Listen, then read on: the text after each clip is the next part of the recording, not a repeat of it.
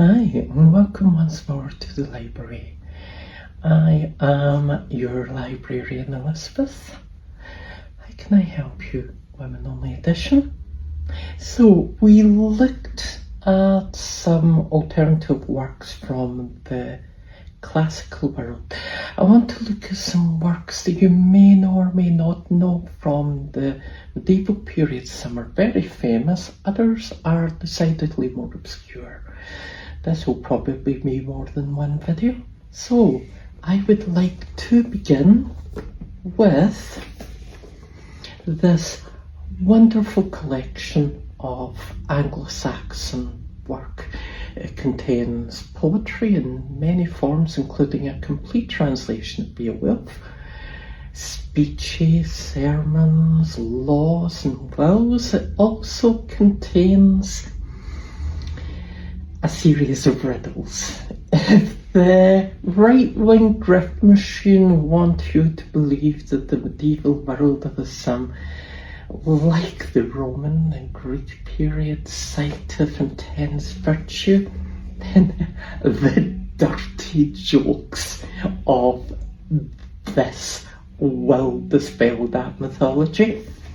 You can thank me later, they are very, very funny. Place that down. Oh my god, one of my favourite things in the world, a book which has been in my possession since university, and I don't want to tell you how long ago that was. This is The Mystery Plays. This confronts another way in which we might try to mythologise the medieval period, and it does it by this being the work of workers. Workers wrote this. People involved in different trades, it was the guilds of different trades got together, produced these works, which are explorations of Christian myths and stories from the Bible. Beautifully written, fascinating, hilarious, reverent. If the medieval world is presented to you as one of incredible piety, this is the book you need to dispel that myth. Now for one of the great classics of Arthurian romance. I am limiting myself only to works which I actually have in my collection, and I'm surprisingly light on Arthurian romance, but Sir Gawain and the Green Knight. This is, well, not quite northern Midlands, believe it or not. This is a poem in a regional dialect. People often won't tell you that, but it truly is. This edition, the Barrow translation, is slightly more academic, and it has the original text on the facing page, and I recommend that. The text is very difficult, but it's doable. So this is against the idea of a monoculture in the medieval world. Far from it.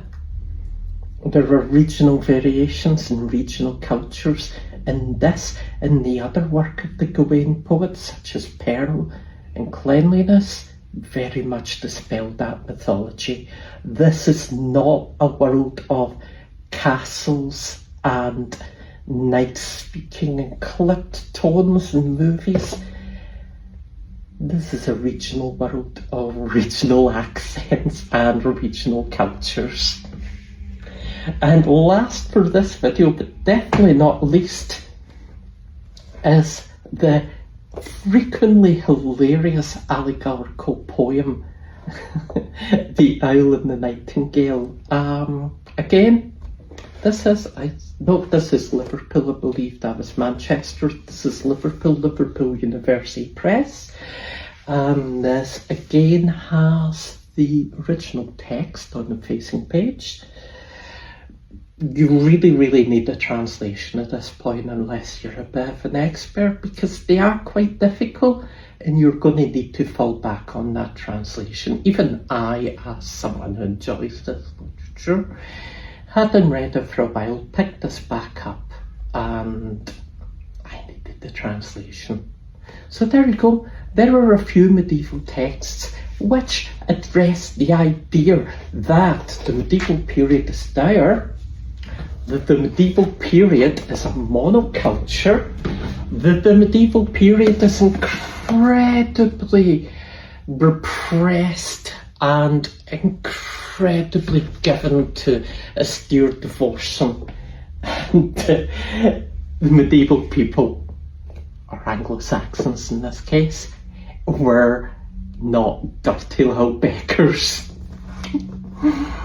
Yeah, this is definitely good ammunition against the right-wing grift machine.